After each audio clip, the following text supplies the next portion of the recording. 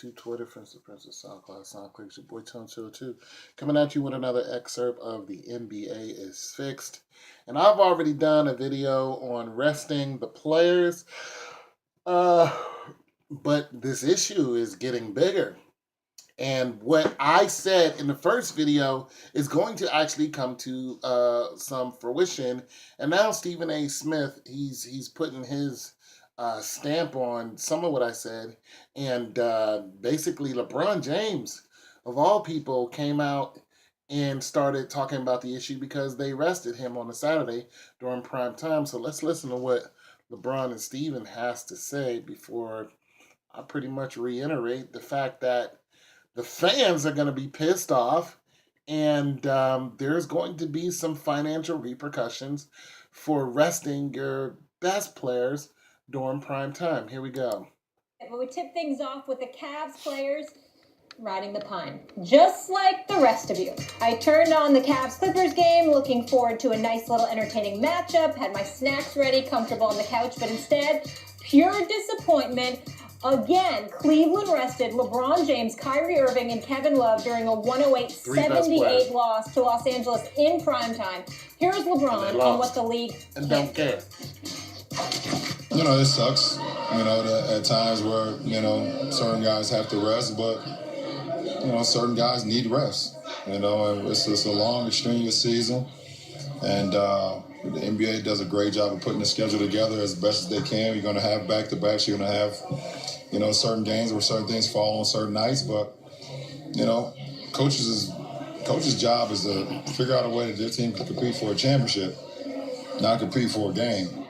The NBA. Now, keep in mind, this came just a week after the Warriors rested Steph Curry, Klay Thompson, Draymond Green, and Andre Iguodala, only their four best healthy players, when we were all clamoring to see how Golden State would match up against the Spurs. That was also on a Saturday night. So LeBron says the league can't do anything, Stephen A.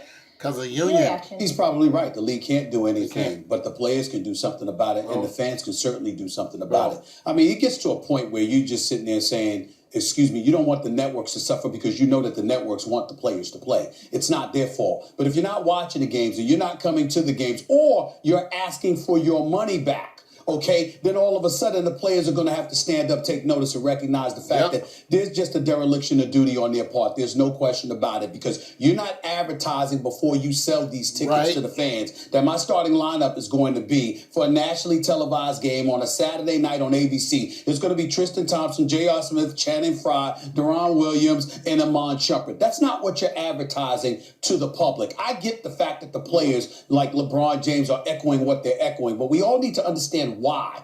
You're echoing it because you're getting paid mega dollars. The dollars are guaranteed. You don't have to worry about your income being compromised. Now, we have to remember that even though I'm a Johnny-come-lately because I've only been covering the NBA for the last 20 years, there was a time before that when the NBA was on tape delay. There was a time when the average league salary wasn't over $9 million. I'm sorry, over $5 million per year, projected to be almost $9 million a year. There was a time when you weren't getting $100 million contracts. There was a time when the dollars weren't guaranteed. Players played then. So when I think about Karl Malone saying 10-year veterans should be the only ones that should get rest, anybody else get out there and put yourself to work. That resonates with me. That would still be LeBron James. To what Doc Rivers said in terms of making sure that the NBA says, okay, maybe if we got a nationally televised game, we shouldn't have a game the night before. We shouldn't have a game the night after. I agree with that. But at the end of the day, I'm going to close it like this. They're saying this because they know they can get away with it, because their dollars are guaranteed, they're not compromised, and they know that no matter what,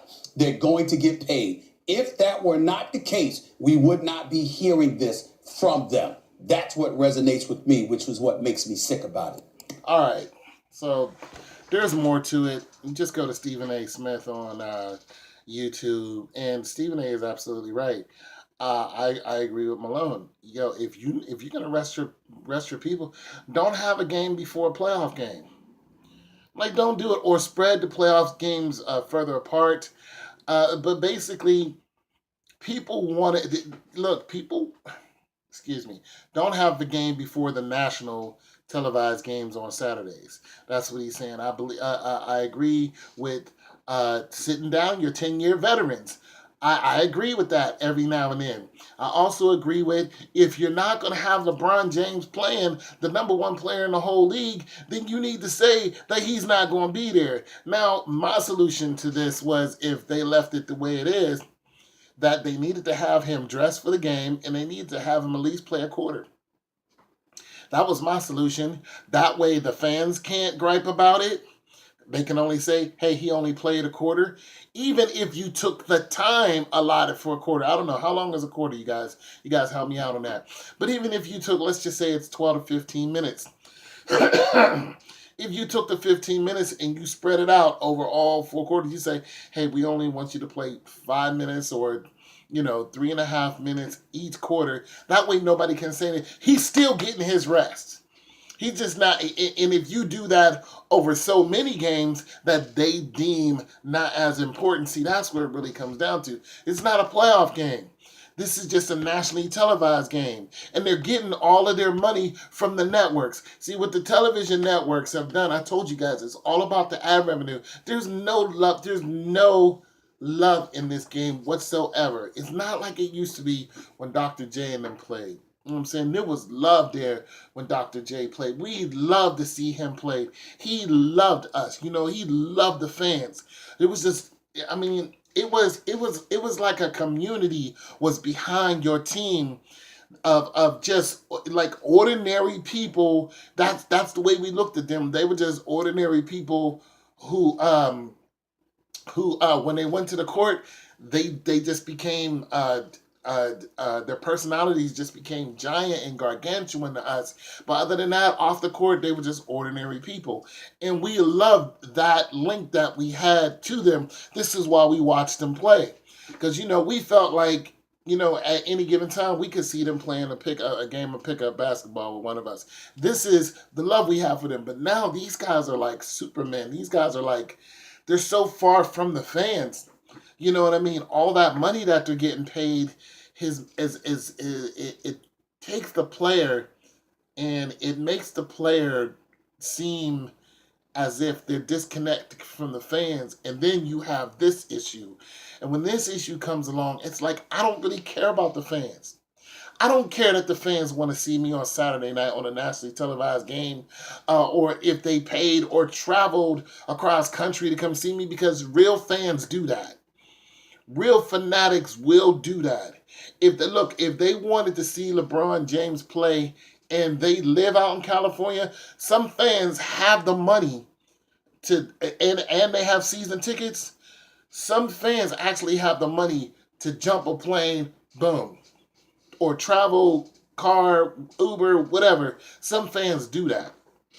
You better believe not every fan who is sitting in Cleveland watching the game lives in town. No, people travel cross country they do it all the time. People get RVs and whatnot and park out at Walmart and whatnot just to see these people play. You mean to tell me you spend thousands of dollars and now this dude ain't playing, but you guys didn't tell me? See, the television networks are partially the blame for this. Look, the NBA has a union. And what they can and can't do for the players. They have a union, just like the Teamsters or anything else. They have a players union, just like SAG. And you can and cannot do certain things according to the law of the union. You can't break it, just like players just can't do what they want according to the law of the union. You can't overwork them. There's so much time you have to let them sit down. But the problem is, the television networks have already paid millions of dollars into the NBA. They gave them a lump sum every year. They go and sign those contracts and say, hey, boom, how much you've given us? What do you want shown on your network? That's what happens. So when they see that the marquee players are not showing up for the games after they paid for all of this ad revenue, they're like, yo, what's going on? And what's going to happen is,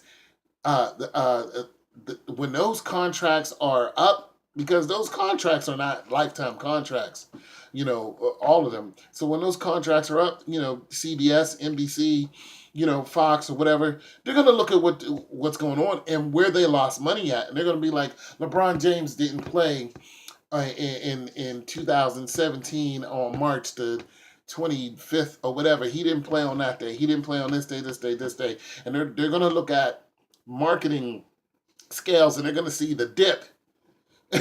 And when they see that dip go down so many millions because of that one day, they're going to be like, we could have still made 10 million on this day, 10 million on this day, and it's going to be lights out for that. What they're going to do is they're going to shorten the contracts, or they're going to put clauses in the contracts, and they're going to say, you need to tell us when these players are not going to play, because he said the NBA did this, meaning and LeBron's was talking about the NBA schedule, meaning you already knew when you was going to sit LeBron out, but you didn't tell us. That's the same as stealing to me. You knew you weren't going to show, that these people weren't going to show up, but yet you took my money. Oh, you owe me some money. I'm going to tell you the truth. They could probably sue them for that.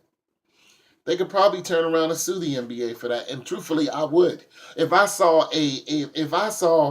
the slightest decline that to me makes a difference, as far as a network is concerned and all the money that I done gave y'all, if I saw a decline every time LeBron James isn't on the court when I think he's supposed to be, according to what you told me, you lied to me.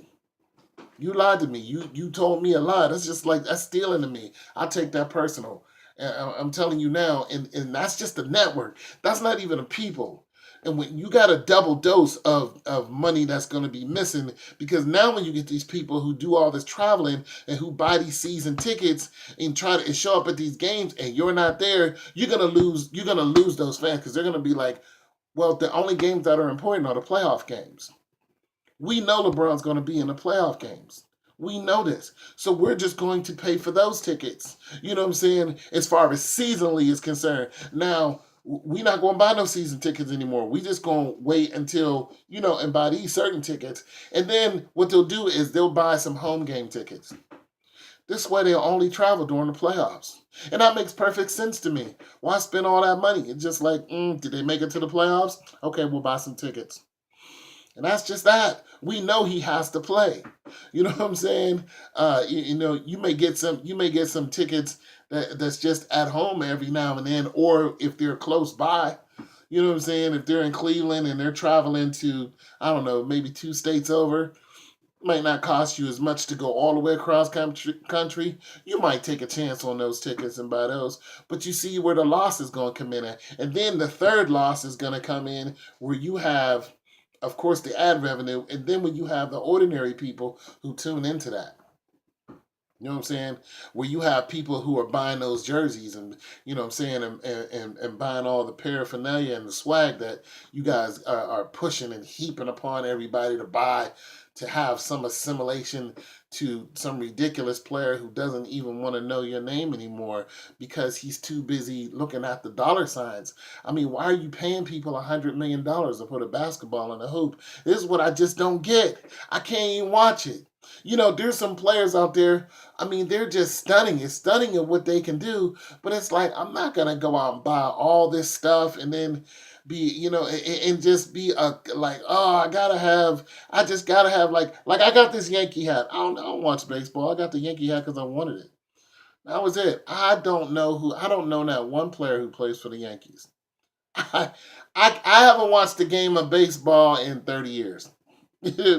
And I used to play when I was a kid. You know what I'm saying? I sucked at baseball. But nonetheless, I had fun playing it. And when I was playing it as a kid, I watched it a little bit. You know what I'm saying? It was fun back then. But now it's just all businesses. Those guys get ridiculous money. I have no connection with them. And that's what's going to happen here. You're going to see people who have no connection. They're going to realize they have no connection with LeBron James. Well, LeBron James is a good dude for all intents and purposes. He's a good family man. He is a model citizen. You know what I'm saying? As far as like none of us know him. Like, look, he's from Akron. I'm from Akron. I've seen him once at a party once. You know what I'm saying? But do I know him personally? I don't know. And that's the same way for the most of us. We see these guys. We don't know these guys outside of what we see by the media. We don't really know them outside of their tweets. You don't really know those people. You know what I'm saying? You only know what you see, what's portrayed. You know what I'm saying? So as far as I'm concerned, he's a model citizen. You know what I'm saying? He's a great guy, has a great family. And the stuff he says is not ridiculous. Okay, but that doesn't mean I have a connection to him. I don't have nothing personal there. And when you don't have nothing personally invested, but nonetheless you have your money is personal to you, you start looking at this and you're gonna start thinking, well, if you guys don't give a damn, well, why should I? That's just it. Yo, the NBA is fixed, man. It's just a bunch of hooey. And I'm telling you guys, only watch it for the fun of it. Like I wear this hat, I bought it for the fun of it because I like the way the color. But don't get so wrapped up into these guys because these guys are so they're so far in the stratosphere and financially and what they're doing. Look, it doesn't even make sense anymore. It isn't even funny anymore the way they wave around their salaries and like guys getting paid 150 million. Like it just and then for the common people, for the regular everyday average Joe out here working and sweating, trying to get by on a couple $1,000s a month or shoot $1,000 a month. You look at this ridiculousness, and it just incenses you that they can't at least give you what you paid for once you buy these tickets. And this kind of stuff just pisses me off. You know what I mean? It really does because it just shows that they don't give a damn. And I'm telling you, people, I would not. I don't give a damn about this game. I really don't. The stuff I say in my videos, and you guys come and watch my videos, I appreciate it. But you guys know that I am so anti this garbage. I would rather go see a Little League baseball game, bantam football, uh, soccer, track and field, middle school, high school, watch that on YouTube and watch those kids honestly run it out, sweat it out, fall over the track, can barely dribble the basketball, and every time they score, everybody is like I get more of a catharsis from that than I do watching these bozos bounce around the court and make millions of dollars and don't give not one damn about you. It's your boy Tone 202. The NBA is fixed.